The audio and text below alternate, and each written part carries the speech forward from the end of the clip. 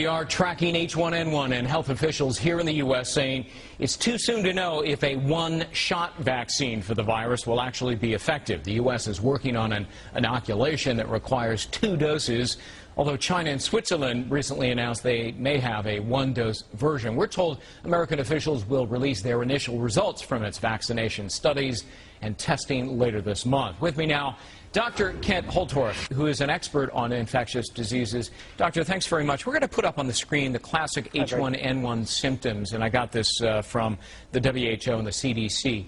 If anybody exhibits these symptoms, what should they do? Should they go to the hospital? Should they see their doctor? What? Well, the nice thing is it's showing that the H1N1 virus is losing its virulence.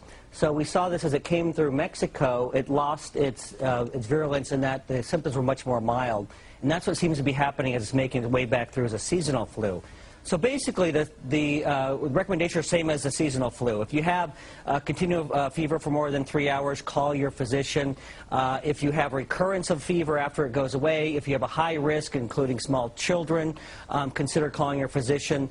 Yeah. If you do have, let's say, a kid turns blue, has blue fingernails, go to the emergency room. But it's really, there's no difference between who to take to the emergency room or to the doctor versus a seasonal versus a swine flu. In fact, if you had to choose, you'd probably choose at this point the swine flu over the regular seasonal flu. Is that right? All right, now what do you think of the vaccination?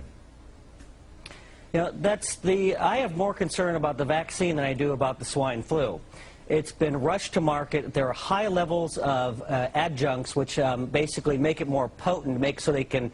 It's kind of an unrefined method that they use. They had to use these high levels of these adjuncts, including thimerosal. It's an antiseptic preservative, and hasn't that been linked in some cases to autism? It has, and you look, it's been shown to cause autism in children with mitochondrial dysfunction. Now, and other is controversial, though highly implicated.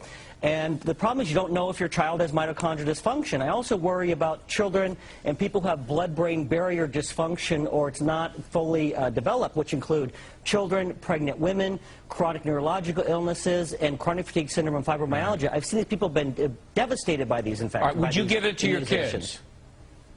I definitely would not. You would not. All right. And in fairness, I've talked to 3 doctors in 3 days now, and all 3 have said absolutely they would give it to their kids. They intend to give it to their kids. They're going to take it themselves, but you say no. I definitely would not. I've seen it devastate people with chronic fatigue syndrome, fibromyalgia, highly implicated, again, in autism. I think you're rolling the dice. It's a proven neurotoxin. It has 25,000 times the level of mercury than would be considered toxic if it was a food or water. Right. And levels get up, serum levels up to 100 times the toxic level. It's too big of a risk. All right. Dr. Kent Holtorf, an expert on infectious diseases. That's the other side. We've heard both sides now. Thank you so much.